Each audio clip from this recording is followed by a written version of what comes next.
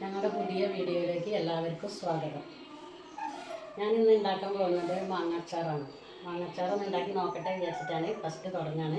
കുറച്ച് ആദ്യം ഉണ്ടാക്കിയിരുന്നു, അതൊക്കെ സെയിലായി. ഇനിയിപ്പോൾ രണ്ടാമതൊന്ന് ഉണ്ടാക്കുകയാണ്.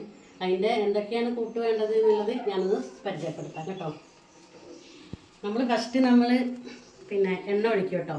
എണ്ണ ഒഴിച്ച് കടുക് പൊട്ടിച്ചിട്ട് നമ്മൾ കരിവേപ്പില ഇടും. അതും പൊട്ടിക്കഴിഞ്ഞിട്ട് നമ്മൾ പൊടികളാണ് കേട്ടോ. ഇത് മുളക് പൊടി, ഇത് കാശ്മീരി പൊടി, ഇത് കായം, ഇത് മഞ്ഞൾപ്പൊടി. ഇതും എല്ലാം കൂടെ ഇട്ടിട്ട് അത് കറിവേപ്പില മൂത്തതിൻ്റെ ശേഷം എല്ലാം കൂടെ ഇട്ടിട്ട് നമ്മൾ ഇളക്കിയിട്ട് പിന്നെ അതിലേക്ക് മാങ്ങ ഇടണം കേട്ടോ. മാങ്ങ ഇട്ടിട്ട് ഒന്ന് ജസ്റ്റ് ചട്ടി ചൂടായതിൻ്റെ ശേഷം ആവശ്യത്തിനുള്ള എണ്ണ ഒഴിച്ചു കൊടുക്കുക.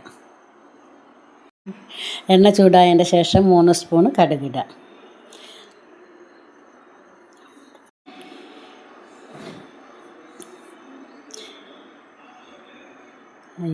കടുക് നന്നായിട്ട് പൊട്ടിയതിന് ശേഷം കറിവേപ്പില ഇടാം.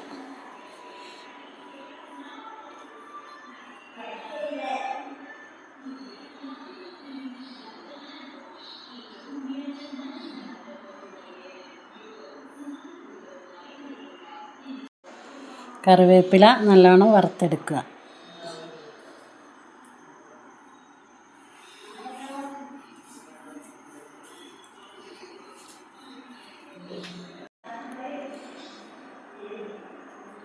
ഇനി നമുക്കിതിലേക്ക് പൊടികൾ ഓരോന്നായിട്ട് ഇട്ട് കൊടുക്കാം. ഫ്ലെയിം കുറച്ച് വെച്ചിട്ട് മഞ്ഞൾപ്പൊടി ഇടുക. മഞ്ഞൾപ്പൊടി നല്ലോണം ഇതായതിൻ്റെ ശേഷം മുളക് പൊടി ഇടുക.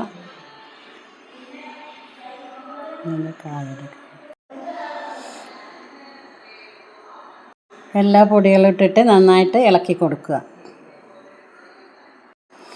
അതിൻ്റെ പച്ചമണം മാറുന്ന വരെ നമുക്ക് ഇളക്കാം. അതിലേക്ക് നമുക്ക് കല്ലുപ്പ് ചേർക്കാം. കല്ലുപ്പ് ചേർക്കണത് എന്താണെന്ന് വെച്ചാൽ അത് കേടുവരാതിരിക്കാൻ.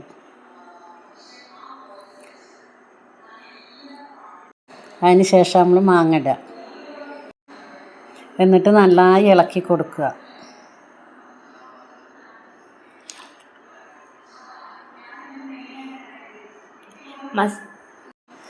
ഈ മസാല നന്നായി പിടിക്കുന്നവരെ നന്നായി ഇളക്കി കൊടുക്കുക. മാങ്ങയ്ക്ക് നല്ലോണം മസാല ചേർന്ന് എന്താവണ വരെ ഇളക്കുക. നല്ലോണം ഇളക്കിക്കൊണ്ടേ ഇരിക്കണം. ചുവപ്പ് കളറ് നല്ലോണം വരണം മുന്നിലേക്ക്. ഇതാ നമ്മുടെ മാങ്ങയ്ക്ക് നല്ലോണം മസാലയൊക്കെ നല്ലോണം പിടിച്ചിട്ടുണ്ട് കേട്ടോ. കണ്ടില്ലേ? ഇങ്ങനെ എല്ലാവരും ഇങ്ങനെ ചെയ്യണം. നല്ലോണം മാങ്ങ ഇട്ടിട്ട് നന്നായിട്ട് ഇളക്കുക. അതിന് ശേഷം ആവശ്യത്തിനുള്ള വിനാഗിരി ഒഴിക്കുക. വിനാഗിരി കുറച്ച് ഒഴിച്ചാൽ മതി കേട്ടോ. ഞാനിവിടെ 1 ലിറ്ററിൻ്റെ വിനാഗിരിയിൽ 3/4 എടുത്തിട്ടുള്ളേ.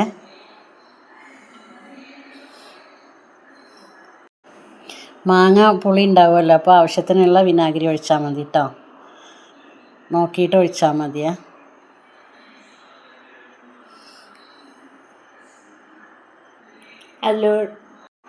ഇനി നമുക്ക് തിളപ്പിച്ചാറിയ വെള്ളം ഒഴിക്കാം കേട്ടോ. നല്ലോണം തിളപ്പിച്ചാറണേ. നല്ലോണം തണുത്ത വെള്ളം മാത്രമേ ഒഴിക്കാൻ പാടുള്ളൂ കേട്ടോ. ചൂടുള്ളത് ഒഴിക്കരുത്. നല്ലോണം തണുക്കണം. എന്നിട്ട് ഒഴിച്ചിട്ട് നല്ലോണം മാങ്ങയും മസാലയും കൂടെ പിടിക്കണം. എന്നിട്ട് നല്ലോണം ഇളക്കി കൊടുക്കണം കേട്ടോ.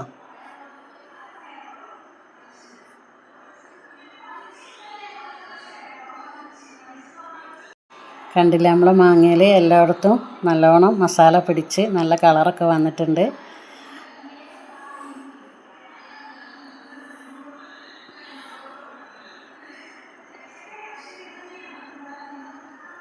അപ്പോൾ നമ്മൾ മാങ്ങച്ചാർ റെഡിയാണ്. ഇത് നമ്മൾ സെയിൽ ചെയ്യാൻ വേണ്ടിയിട്ട് ഉണ്ടാക്കിയതാണ് കേട്ടോ.